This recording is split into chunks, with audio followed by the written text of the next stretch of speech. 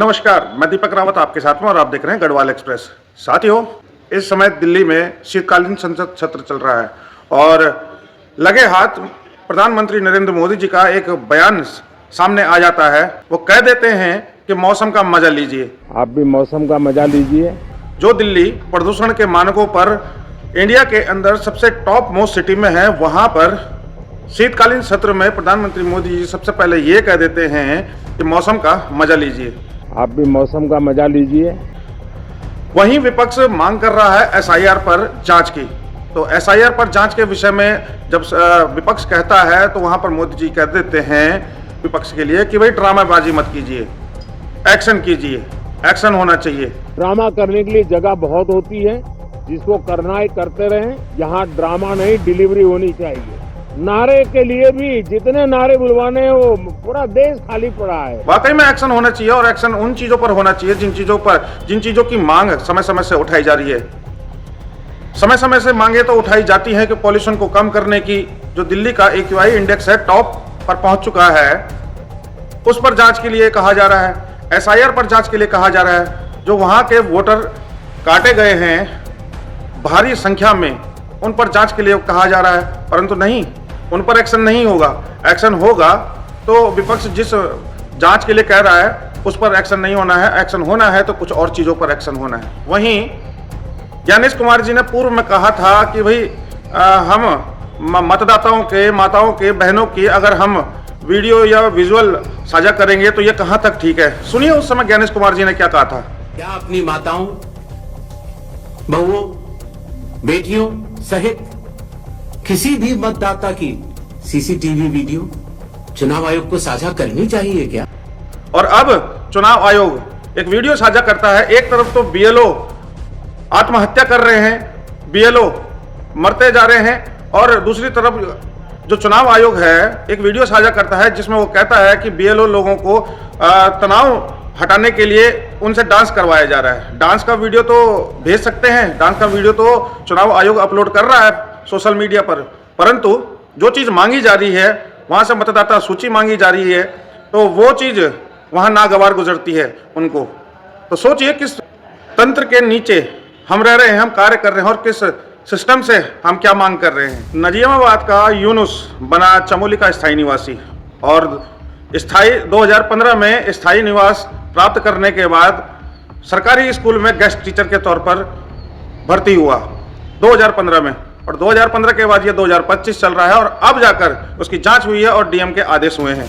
जानेंगे आगे कि क्या ये मामला है, परंतु आप ये सोचिए कि जिस उत्तराखंड में यहाँ के जो मूल निवासी हैं वो मूल निवास भू कानून की काफी लंबे समय से मांग कर रहे हैं। अब उत्तराखंड बने हुए भी 25 वर्ष हो चुके हैं, अब 26वें वर्ष में प्रवेश कर चुका है, परंतु जो स्थायी निवास के नाम पर हमें शासन प्रशासन से एक लॉलीपॉप दिया गया है उसमें भी जो हल्के फुल्के सुधार किए गए हैं बस वही हुए हैं। जबकि यहाँ पर मांग हो रही थी एक सशक्त मूल निवास की, सशक्त भू कानून की, जो हमारे जल, जंगल और जमीन के हक अधिकारों का संरक्षण कर सके और यहाँ के मूल निवासियों को वो हक अधिकार दे सके कि यहाँ के संसाधनों पर पहला अधिकार यहाँ के मूल निवासी को होगा। परंतु नहीं, यहाँ होता कुछ और ही है। होता कुछ और है यहाँ पर कि नजीबाबाद का एक व्यक्ति, जिसका कि नजीबाबाद में भी, यूपी में भी निवास प्रमाण पत्र होगा और यहाँ भी स्थायी निवास प्रमाण पत्र होता है, और उसी के आधार पर वो चमोली से स्थायी निवास प्रमाण पत्र बनवा देता है और उसी के आधार पर 2015 में वो गेस्ट टीचर के तौर पर भर्ती होता है और जांच बैठती है 10 वर्षों उपरांत। तो सोचिए कि कहाँ हमारा सिस्टम है, कहाँ हमारा तंत्र है, क्या काम हो रहे हैं, किन के लिए काम होने थे, जरूरत क्या मांगी जा रही है, क्या हमारे मौलिक अधिकारों का यह हनन नहीं है। मांगे हमारे मूल अधिकार जा रहे हैं और स्थायी निवास के नाम पर नौकरियां भी अगर दी जाती हैं तो वो भी भारी व्यक्तियों को। करते हैं तीसरी खबर का। तीसरी खबर उत्तराखंड से निकलकर आ रही है, जहां पर कि उत्तराखंड बेरोजगार संघ के पूर्व अध्यक्ष और स्वाभिमान मोर्चा के अध्यक्ष श्री बॉबी पवार से सीबीआई ने पूरे 9 घंटे पूछताछ की, और ये पूछताछ जो सीबीआई की हुई है वो हुई है पेपर लीक घोटाले में। 21 सितंबर को जो हरिद्वार के एक सेंटर से एक पेपर, खालिद नाम के एक व्यक्ति ने एक पेपर लीक किया था, जो कि धीरे धीरे सोशल मीडिया में ट्रैवल करने के बाद पहुंचा बॉबी पवार के पास, और बॉबी पवार ने उस पर तुरंत एक्शन लेते हुए पेपर परेड देहरादून के परेड ग्राउंड पर जो पेपर लीक घोटाले का धरना प्रदर्शन हुआ था, उसमें जिसमें कि मुख्यमंत्री पुष्कर सिंह धामी को भी वहां पर आना पड़ा और उसके उपरांत उनको सीबीआई जांच के आदेश करने पड़े। अब सीबीआई आई देहरादून और पूरे 9 घंटे उनसे वहां पर बात हुई और क्या कुछ रहा उसके बाद तो बॉबी पवार जी ही बता सकते हैं। परंतु जांच होनी चाहिए थी जो पेपर लीक घोटाले हो रहे हैं, जांच होनी चाहिए थी जो उत्तराखंड में ये स्थायी निवास के नाम पर बाहर के व्यक्ति यहाँ पर स्थायी निवास बना ले रहे हैं और यहाँ नौकरियां पा रहे हैं। जांच होनी चाहिए थी खनन पर कि क्यों खनन के जो गाड़ियां हैं, डंपर हैं, ट्रैक्टर हैं, आए दिन सुबह शाम सड़कों पर धड़ल्ले से चल रहे हैं। जांच होनी चाहिए थी जो उत्तराखंड में पहाड़ों को काट काट कर होटल बनाए जा रहे हैं, 7 स्टार होटल, 5 स्टार होटल बनाए जा रहे हैं और मानकों की जो धज्जियां उड़ाई जा रही हैं। जांच होनी चाहिए थी स्मार्ट मीटर में जो गड़बड़ी हो रही है, तो उन चीजों की जांच नहीं होगी। जांच होगी अगर तो उन चीजों की होगी जो कि एक युवा, एक बेरोजगार युवा और बेरोजगारों की आवाज बनकर और बेरोजगारों के लिए सड़कों पर आकर आंदोलन करते हैं, लड़ते हैं और सरकार से ये मांग करते हैं, सरकार को झुकाते हैं कि भाई आप क्यों सीबीआई की जांच नहीं करवाते हो। बात करें अगर बहुचर्चित LUCC स्कैम की, तो सीबीआई ने अब उस पर 46 लोगों पर मुकदमा दर्ज किया है। 46 लोगों पर सीबीआई ने अब मुकदमा दर्ज किया है और जो जिन 46 लोगों में मुकदमा दर्ज किया है उनमें 2 प्रमुख नाम निकलकर सामने आ रहे हैं, जो है कि बॉलीवुड के सुपरस्टार श्रेयस तलपड़े और आलोकनाथ जी। आप इनको बखूबी जानते होंगे और बहुत अच्छे से जानते होंगे। ये बहुत पुराने एक्टर हैं, थिएटर के कलाकार हैं और जाने माने नाम है बॉलीवुड की दुनिया में। LUCC स्कैम जो कि 800 करोड़ से ऊपर 800 करोड़ से ज्यादा का घोटाला उजागर हुआ था, जिसमें कि यहाँ जो प्रबंधक थे वो खबर ये निकलकर सामने आई थी कि वो यहाँ से दुबई फरार हो गए हैं।